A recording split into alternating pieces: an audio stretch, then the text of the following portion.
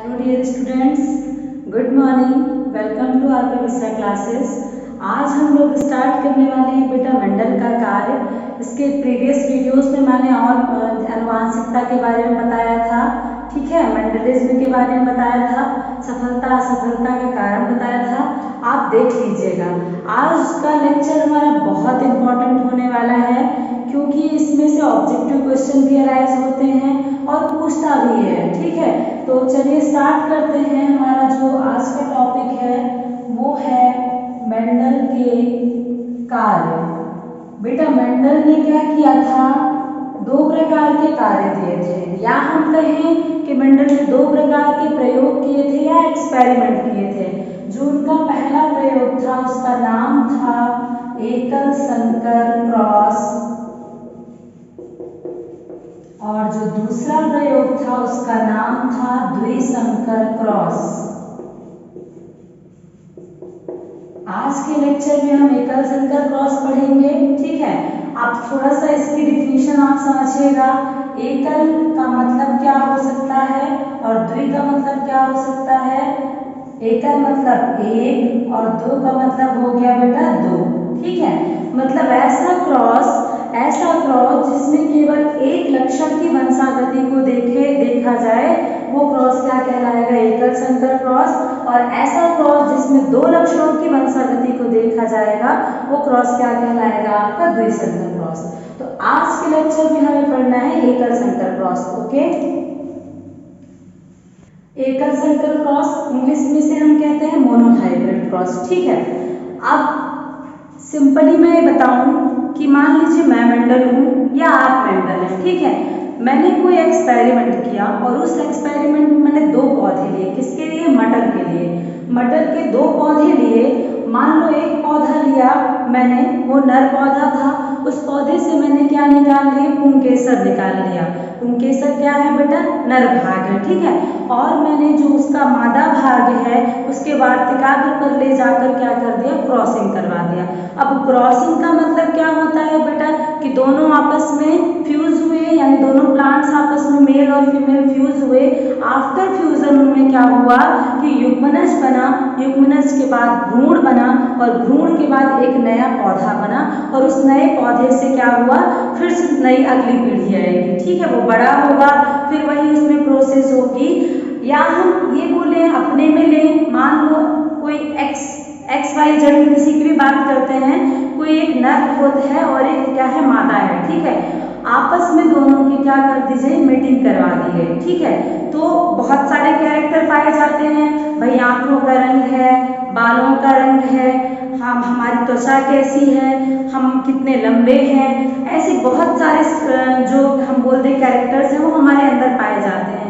उनमें से जो आगे आने वाली पीढ़ी है, यानी जो बच्चा पैदा हुआ, उस बच्चे में केवल एक कैरेक्टर को देखा जाए, या हम ये कह दें कि उस बच्चे की आंखों का रंग देखा जाए कि इसके पेरेंट्स की इक्वल है।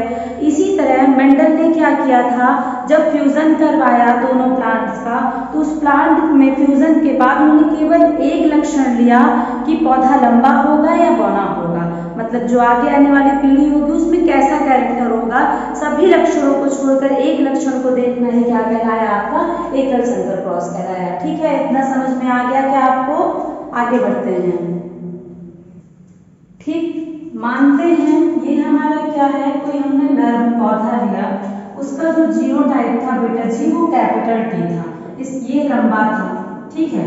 अब हमने एक मादा ले ली, किसका, मटर के पौधे का हम एक्सपेरिमेंट कर रहे हैं, ठीक है। उसका जीनोटाइप क्या था, स्मॉल टी था, और ये पौधा कैसा था, बौना था, ठीक। अब हम आपसे अगर पूछें कि ये क्या है, इनमें जो है, मतलब हम ये बोले कि मटर के जो पौधे कैरेक्टर है, जीनोटाइप है, तो ये क्या कर रहे हैं, ये बेटा एक जोड़ी जीन है, ठीक है।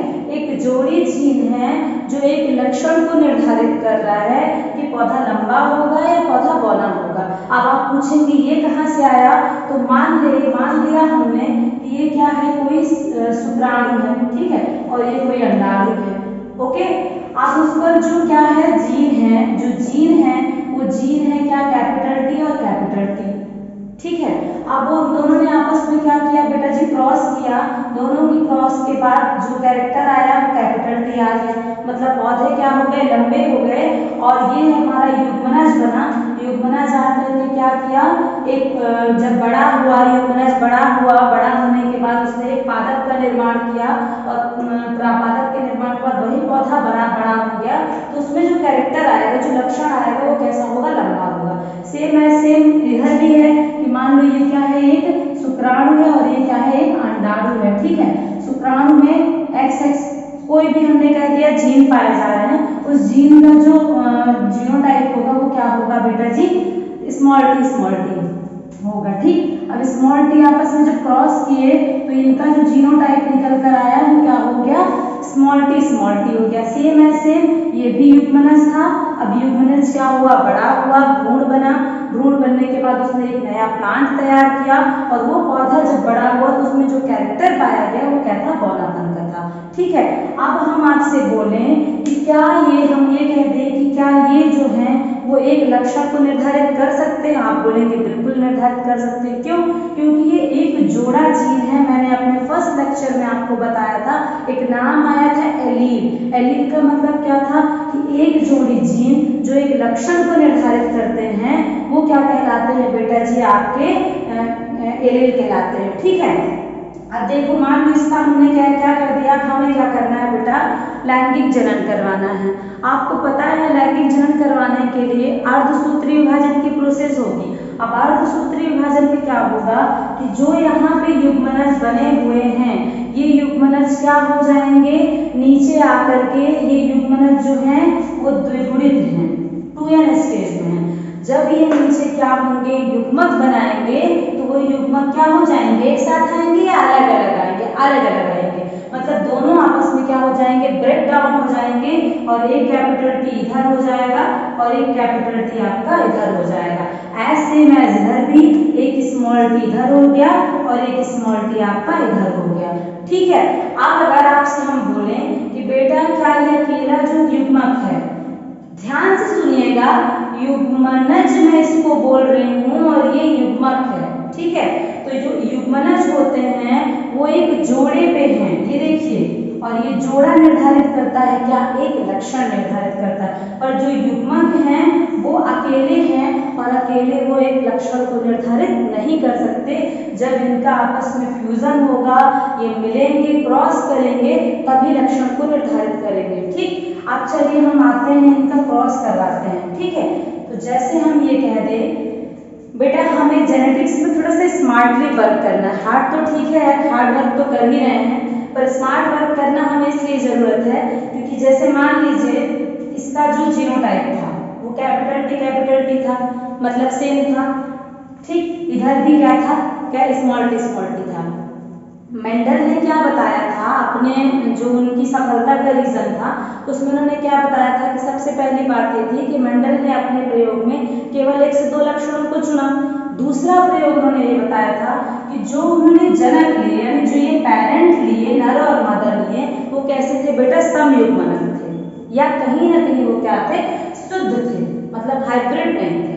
ठीक, तो यहाँ देखिए जब इनका F1 पीढ़ी आई, अब F1 पीढ़ी का मतलब क्या होता है, फर्स्ट फीलियल जनरेशन, या इसका हिंदी में हम नाम बोले तो पहली सनातन पीढ़ी। ठीक है, जब इनकी पहली सनातन पीढ़ी आई तो यदि हम आपसे ये कह दें कि बेटा एक नर जो है वो मादा से क्रॉस किया तो क्या आया, इसमें कैपिटल टी स्मॉल टी आया। फिर ये एक नर जो है वो मादा से किया क्रॉस तो फिर कैपिटल टी स्मॉल टी आया। फिर ये इससे किया तो कैपिटल टी स्मॉल टी आया, और फिर ये इससे किया तो कैपिटल टी स्मॉल टी आया। तो इतना ज्यादा करने की कोई जरूरत नहीं है। इसे हम यही बोल रहे हैं आपसे कि हमें जेनेटिक्स में स्मार्टली वर्क करना है। इन द सेंस हम ये कहना चाहते हैं कि अगर दोनों के दोनों युग्मक सिमिलर हैं, सेम हैं, ठीक है, इधर भी कैपिटल टी है, इधर भी कैपिटल टी है, इधर भी स्मॉल टी है, इधर भी स्मॉल टी है, तो इनका जो रिजल्ट आएगा बेटा जी वो सेम आ रहा है। और रिजल्ट क्या आ रहा है, कैपिटल टी और स्मॉल टी आएगा। ठीक, अब ये पौधे कैसे होंगे बता बताइएगा थोड़ा सा, ये पौधे होंगे लंबे। क्यों लंबे होंगे? क्यों लंबे होंगे? वो इसलिए लंबे होंगे क्योंकि हमारा जो ये कैपिटल टी है वो प्रभावी है, और जो हमारा स्मॉल टी है वो बेटा अप्रभावी है। तो जो प्रभावी जीन है वो अप्रभावी जीन को क्या कर देगा? दबा देगा। आया समझ में? क्या हमने आपको, मैं छोटी सी भाषा में जल्दी से बता रही हूँ, हमने क्या लिया, मटर के दो पौधे लिए, एक नर था एक मादा था, ठीक। इसका जीनोटाइप था बेटा जी कैपिटल टी, इसका जीनोटाइप था स्मॉल टी, स्मॉल टी। अब ये कहाँ से आए? ये ऐसे आए क्योंकि यहाँ गुणसूत्र थे आपके, एक एक गुणसूत्र थे, उन गुणसूत्रों पर जो जीनोटाइप था वो क्या था आपका? Capital T. आपस में क्रॉस हुए, ये बना। इनको बनने के बाद ये युग्मक थे, युग्मनज बन गए, युग्मनज से भ्रूण बना, भ्रूण से एक नया पादप का निर्माण हुआ। जब वो पौधा बड़ा हुआ तो बड़े होने के बाद उस पौधे पे जो जीन आया, जीनोटाइप आया, वो कैपिटल टी आया, ठीक। अब यहाँ से हमने क्या कर दिया बेटा? युग्मक निकाल दिया। ये युग्मनज था और हमने निकालना है क्या? युग्मक। युग्मक जब हमने निकाला तो युग्मक अलग अलग हो गए। अगर हम आपसे पूछें यहाँ कितने प्रकार के युग्मक बनेंगे तो आप बोलोगे कि मैम यहाँ तो मेरे को केवल एक ही प्रकार के युग्मक दिख रहा है, यहाँ भी एक दिख रहा है। अगर हम ये पूछें कि कितने युग्मक बनेंगे तो आप जरूर बता सकते हैं कि 2 युग्मक बनेंगे, लेकिन जो युग्मक बनेंगे वो कैसे होंगे? बिल्कुल सेम टू सेम होंगे, यानी एक ही प्रकार के युग्मक बनेंगे, ठीक। अब इनका हमने क्रॉस करवाया, क्रॉस के बाद हमें चारों का क्रॉस करवाने से केवल एक ही रिजल्ट मिल रहा है, और वो रिजल्ट क्या था? Capital T small T. और इसका कैरेक्टर था लंबा। क्यों लंबा था? क्योंकि जो इस कैपिटल टी है वो प्रभावी जीन है और जो स्मॉल टी है वो अप्रभावी है। तो प्रभावी जीन अप्रभावी जीन के कैरेक्टर को दबा देगा। कौन सी पीढ़ी में? पहली पीढ़ी में, ठीक। आगे बढ़ते हैं। अब देखिए, अब हम क्या करेंगे, ये हमारी फर्स्ट पीढ़ी आ गई। अब इसके आगे रिजल्ट के लिए हमें क्या करना है बेटा कि जो हमारा पहली पीढ़ी में आया, ठीक है, तो क्या आया पहली पीढ़ी में? ये हमारा रिजल्ट आया, ठीक। अब इस रिजल्ट को यदि हम ये कह दें कि फिर इसी जो पहली पीढ़ी में आया उसी पहली पीढ़ी के साथ क्रॉस करवा दे, या हम ये कह दें कि मेंडल ने क्या किया, जो उनकी पहली फर्स्ट पीढ़ी में आया उसका उन्होंने क्या करवा दिया? स्वपरागण करवा दिया। स्वपरागण का मतलब ये कि उसी पौधे का उसी पौधे के साथ क्या करवा देना? निषेचन करवाना ही क्या कहलाता है? स्वपरागण कहलाता है। अब या और सिंपली भाषा में तो जो हमारा F1 पीढ़ी में आया उसी के साथ हम क्या करवाएंगे? क्रॉस करवाएंगे, तो वो हमारा क्या कहलाएगा? आज जो रिजल्ट आएगा वो F2 पीढ़ी में आएगा, ठीक। अब यदि हम ये कहें कि ये क्या था पहले, ये भी न्यू बेबी था, ठीक है, एक नया बच्चा बना। अब वो बच्चा क्या हो गया? बड़ा हो गया। बड़ा होने के बाद वो खुद भी क्या हो गया? रिप्रोडक्शन प्रोसेस के लिए क्या हो गया? तैयार हो गया। तो इसको हम मान लेते हैं, ये क्या है बेटा जी? नर मान लेते हैं, और इनको क्या मान लिया हमने? मादा मान लिया, ठीक। अब यदि हम इसमें आपसे पूछें कि इसमें से कितने प्रकार के युग्मक बनेंगे, तो आप क्या बताएंगे? युग्मक बनेंगे बोल रहे हैं, युग्मनज नहीं। कितने प्रकार के युग्मक बनेंगे? तो आप बिल्कुल बताएंगे कि मैम इसमें 2 प्रकार के युग्मक बनेंगे। क्यों? क्योंकि यहाँ पे क्या है, ये जो है वो सेम नहीं है, सम युग्मनज नहीं है, ये विषम युग्मनज है। यहाँ भी कितने प्रकार के युग्मनज बनेंगे बेटा? यहाँ भी 2 प्रकार के युग्मक बनेंगे, एक कैपिटल टी हो जाएगा और एक स्मॉल टी होगा। क्यों? क्योंकि हमने लैंगिक जनन करवाया। लैंगिक जनन में अर्धसूत्री विभाजन की प्रोसेस होती है, और अर्धसूत्री विभाजन क्या करता है?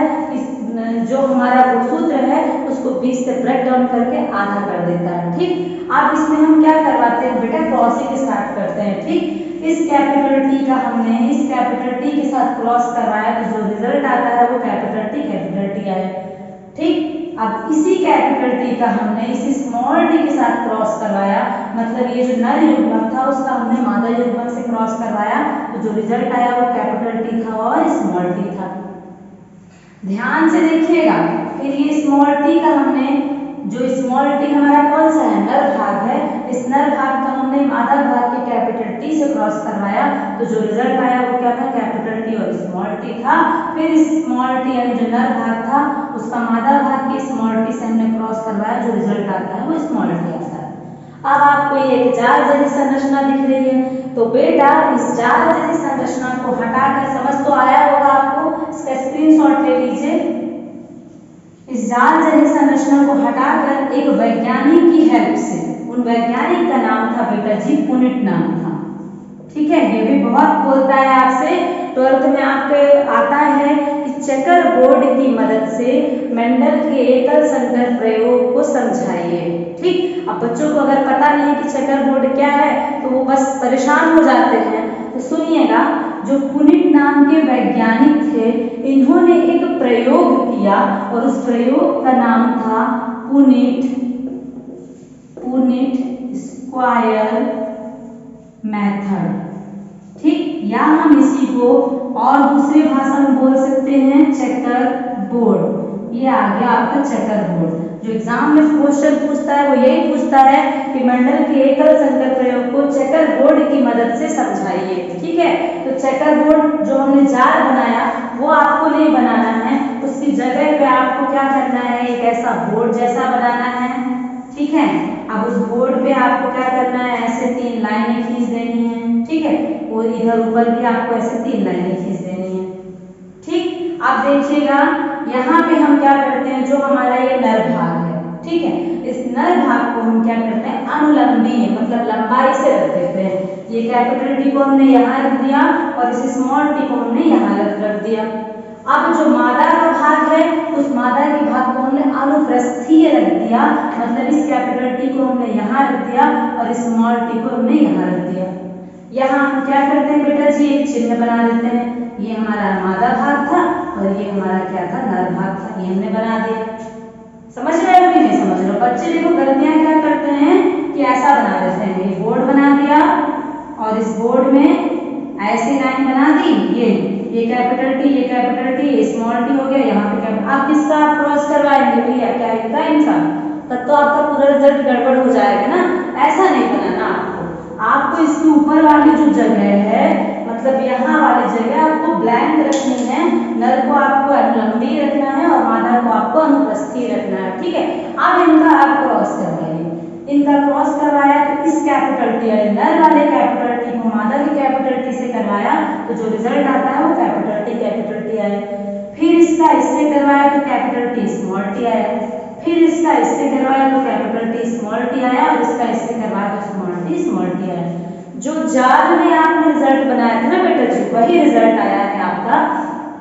अब आपसे क्वेश्चन पूछता है कभी कभी, ठीक है, क्वेश्चन पूछता है आपसे कि जो आपका एकल संकर प्रयोग था, एकल संकर प्रयोग में जो रिजल्ट आया उस रिजल्ट में फिनोटाइप कितना था। फिनोटाइप का कहने का मतलब ये है, हमने पढ़ा था पहले ही लेक्चर में फिनोटाइप जीनोटाइप। ठीक है, फिनोटाइप का मतलब लक्षण प्रारूप। अब लक्षण प्रारूप का मतलब क्या था, जिसे हम देख के बता दें।